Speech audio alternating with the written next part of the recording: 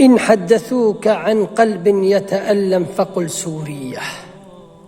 وإن حدثوك عن جرح يتكلم فقل سورية، إن حدثوك عن قهر الرجال فقل سورية، إن حدثوك عن أنجبت تحت الركام فقل سورية، إن حدثوك عن أبوين صعدا الجنة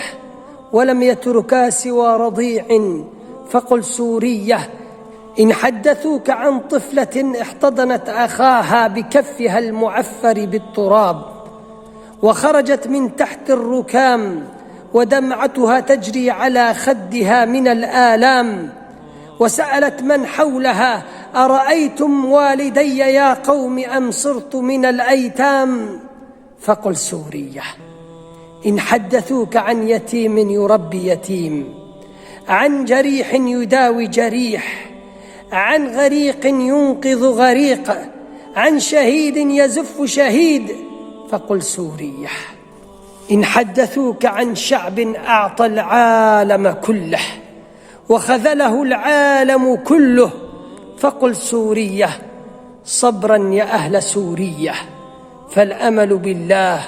وما بعد الضيق إلا الفرج،